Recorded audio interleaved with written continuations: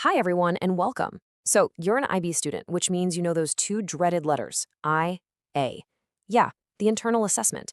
It's that huge, huge project that can feel like it's the only thing standing between you and your diploma, right? Well, today we're going to tackle it head on. We're going to talk about the really simple, totally avoidable mistakes that can cost you big marks and how you can get it right. And look, the first thing we need to get straight is this. This is not just another school project. It's way, way more important. Seriously, we're talking about something that's often worth 20%, sometimes even more, of your final grade for that subject. That is a massive chunk of your score. So getting this right isn't just about passing, it's about seriously boosting your final IB score. So, the big question is, how do you actually avoid these simple mistakes that cost so many students valuable marks? Well, the good news is you don't have to be some kind of genius to get a top score. Nope. It's all about being smart, being strategic, and being prepared. And that's exactly what we're going to break down step by step right now. Okay, so here's our game plan. We've broken it down into four main parts. First up, nailing the foundation. Then we'll talk about building a really solid case. After that, it's all about crafting a coherent story. And finally, adding that final polish. Let's get into it. Right, first things first, nailing the foundation. Seriously, this part is so important. If you get this bit right, I promise you everything else becomes a whole lot easier. And it all begins with your topic. Okay, listen up, because this is the number one mistake, the absolute biggest pitfall we see students fall into. Choosing a topic that is just way too broad. You pick something huge, like the Cold War or global warming, thinking it sounds impressive. But what happens? You end up completely drowning in information. It's impossible to cover properly. Your arguments become vague. And honestly, you're losing marks before you've even begun the real work. So how do you fix this? It's actually pretty simple. Look at this example. Instead of a vague idea like investigating climate change, which is just massive, you narrow it down.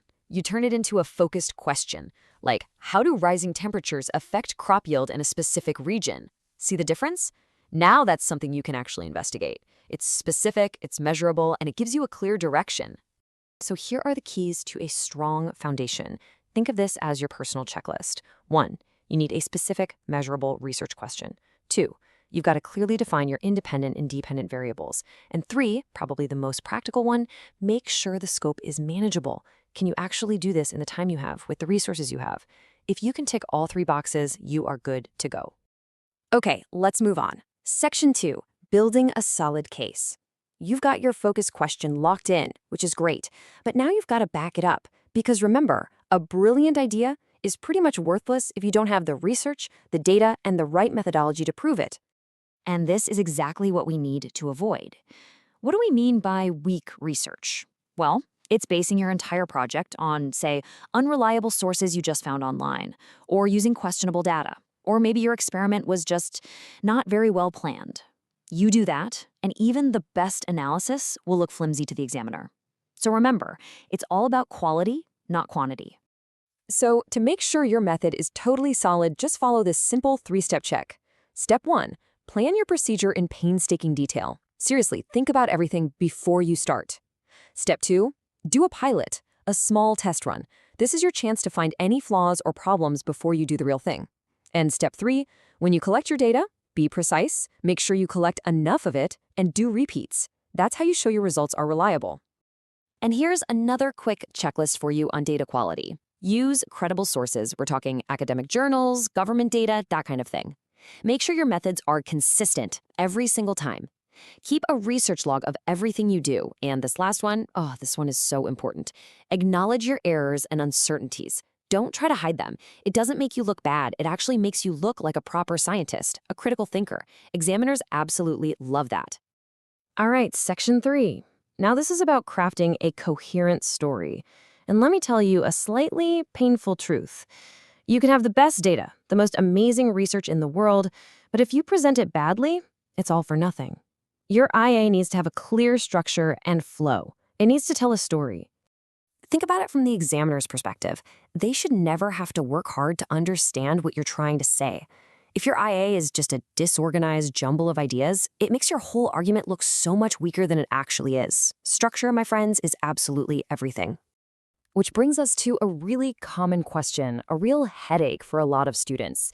So what do you do with those giant tables of raw data or all those repetitive calculations? Should you just dump all of it into your main report? The answer is a big, fat no. Here's the golden rule, okay? In the main body of your report, you just show a little snippet, maybe the first 3 to 5 rows of your data table. Then you put the full 65-entry table and all your calculations in the appendix. This keeps your main report looking clean, focused, and super easy for the examiner to read. And check this out. This is like a secret weapon for writing your IA. A perfect paragraph has this flow. 1. State what you're going to do. 2. Explain why you are doing it. That's so important. 3. Show the maths or the analysis. And 4. Briefly reflect on what it means. If every one of your paragraphs follows this structure, your entire IA will be incredibly strong and logical. And now for the final section, adding the final polish. We're in the home stretch now. This is where you turn a good IA into a great one. It's all about tying everything together and making it crystal clear to the examiner that you deserve those top marks. And please, please don't make this mistake. So many students write a really good project, but then they don't score as well as they should have. Why? Because they completely ignored the official IB assessment criteria. Guys, that document is not a secret. It's literally the map that tells you exactly how to get a good grade. You have to use it. So, before you even think about submitting, run your IA through this final review checklist. Ask yourself these questions. Does my conclusion directly answer my research question? Is my answer fully supported by my data? Have I talked about my uncertainties and errors? And have I shown some personal engagement and reflection? If you can say yes to all of these, you are in a fantastic position. Okay, and one last tip. This one is about using your most valuable resource, your teacher. Your teacher is your biggest ally in this whole process, but you have to know how to use their feedback. Believe me, there's a right way and a very wrong way to do it. Look, your teacher is not your editor, okay? It's not their job to fix your grammar or rewrite your conclusion. Don't ask them to do that. Instead, think of them as your mentor. Ask them the big picture conceptual questions. Questions like, does my analysis actually align with my research question? Or, do you see any major flaws in my methodology? That's the kind of feedback that really helps you learn and grow. And just to remind you why we're so focused on this, 20%. That's what your IA can be worth. 20% or even more of your final grade. So yeah, putting in that extra effort to avoid these silly mistakes, it's going to pay off, big time. So as you go off to work on your IA, I want you to think about something. Try to see it as more than just a project for a grade. This is your chance, a really unique opportunity to dive deep into something that you are genuinely curious about. So ask yourself this: what story is my IA going to tell? All the best.